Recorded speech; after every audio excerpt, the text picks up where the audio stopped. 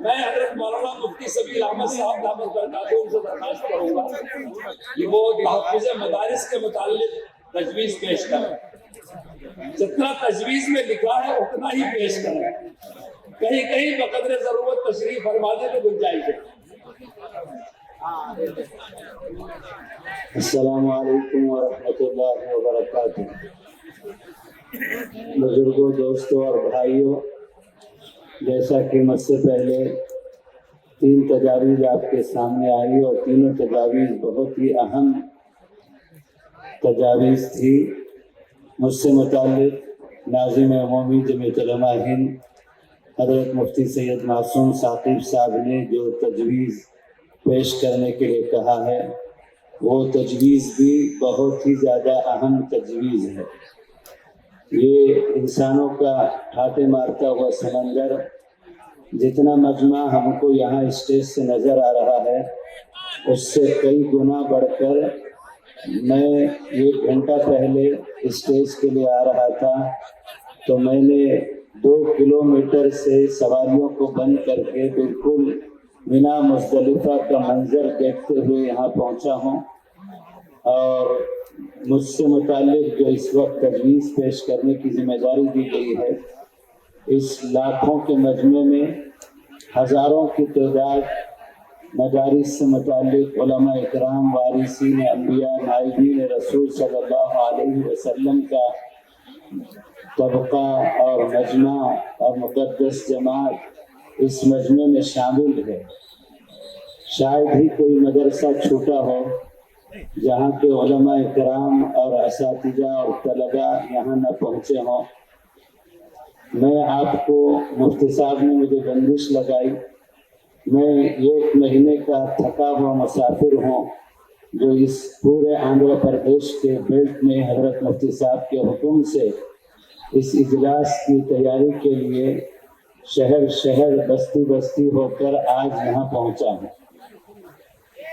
میں آپ کو بتانا چاہتا ہوں کہ ہمارا یہ جذبہ اور یہ تعلق جمعیت علماء ہند سے اور اس کے اکابر سے اور اس وقت امیر الہند جانشین شیخ الاسلام ہزاروں علماء اکرام کے استاد محترم رکن رابطہ عالم اسلامی صدر المدرسین دارالعلوم دیوبند حضرت مولانا سید ارشد مدنی دامت برکاتہ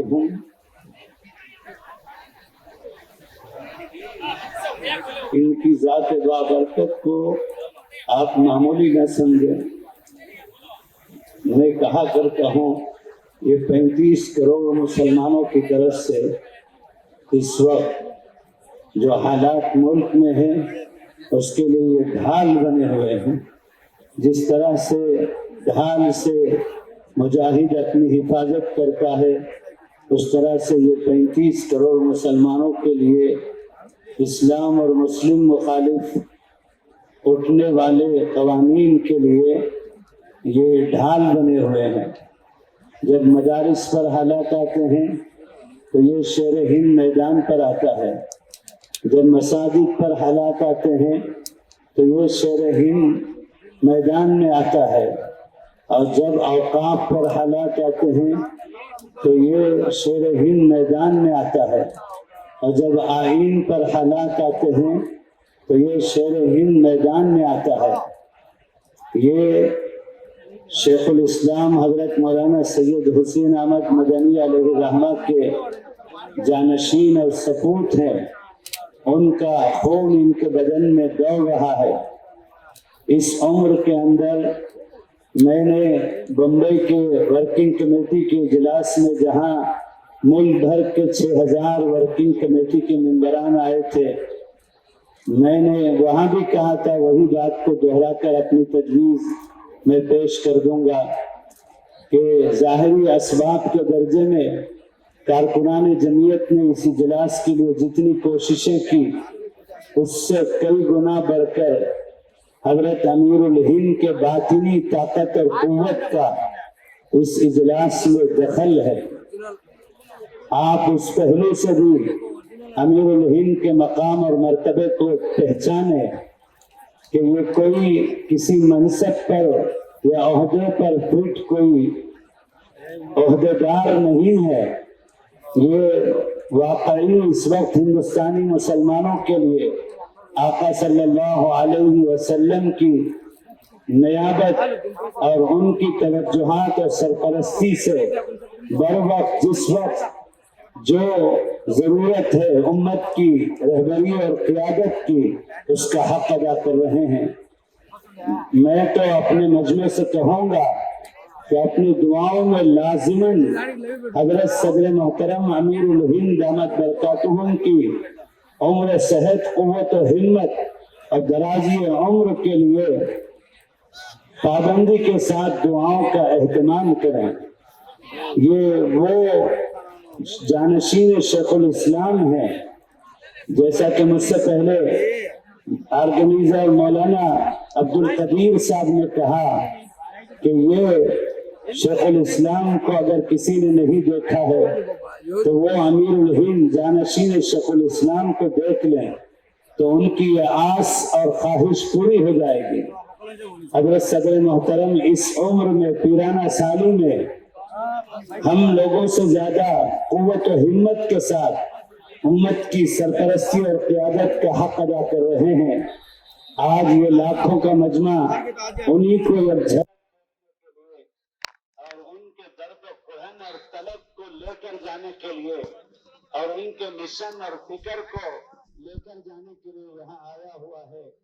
ये मजमा इंशाअल्लाह यहाँ से जो सिर्फ आंध्रा और तेलंगाना से नहीं बल्कि तमिलनाडु से, कर्नाटक से, केरल से तक लोग यहाँ पहुँचे हुए हैं और वो एक अपना अमीरुल हिंद, अपने कायद और अपने मुरब्बी, अपने सरपरस्त, अपने रहनुमा और अपने आका सल्लल्लाहु अलैहि वसल्लम के नाइब, उनका पैगाम और दर्द कुहन लेकर जाने के लिए यहाँ आया है। इंशाअल्लाह हमारा ये इजलास हजरत सदर मोहतरम के दिल्ली के conference Indira Gandhi indoor stadium के इख्तिताम पर मैं वहाँ शरीक नहीं था, लेकिन लाइव से अज अव्वल ता आखिर मैं शरीक था। तो मैं वो जुमले आपको सुनाना चाहता हूँ।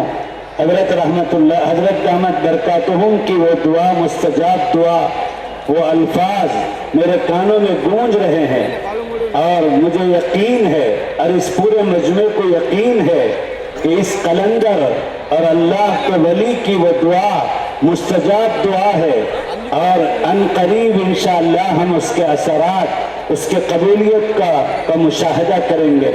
हजरत ने फरमाया था, ए अल्लाह, ये इजलास और इस तरह के इजलास को नतीजा खेज बना दे।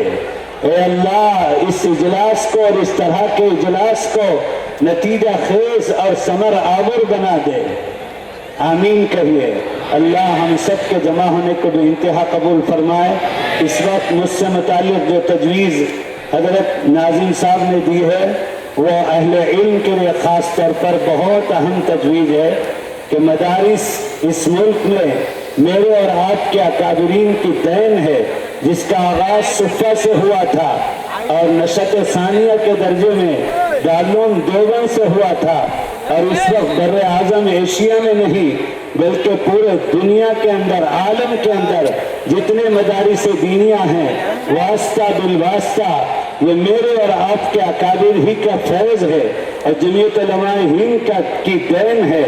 उन्हीं मदारिस पर आज हालात आ रहे हैं तो ये शेर हिंद मैदान में आता है और इससे मुताल्लिक़ जो तजवीज़ आपके सामने पेश की जा रही है उसमें कुछ मुतालबा भी है और कुछ खुशखबरियाँ भी है जो इस शेर हिंद के आज है ललकारने की वजह से अल्हम्दुलिल्लाह सुम्मा अल्हम्दुलिल्लाह अदालत उज़्मा से और जो है इस तरह के फैसला आया हुआ है, वही इस तजवीज़ में आपको मैं सुनाना चाहता हूँ और मुतालबा भी करना चाहता हूँ।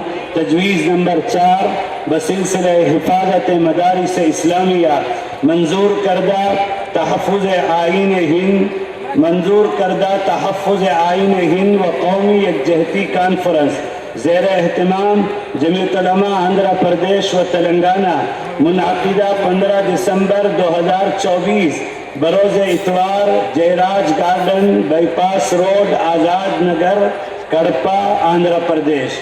آئین ہند کی دفعہ 25 میں ملک کے تمام بسنے والوں کو مذہبی آزادی دی گئی ہے اور دستور کے آرٹیکل 30 میں ملک کی تمام اقلیتوں کو خواہ وہ مذہبی ہوں یا لسانی اپنے تعلیمی ادارے قائم کرنے اور ان کا انتظام و بندوبست کرنے کا مکمل اختیار دیا گیا ہے۔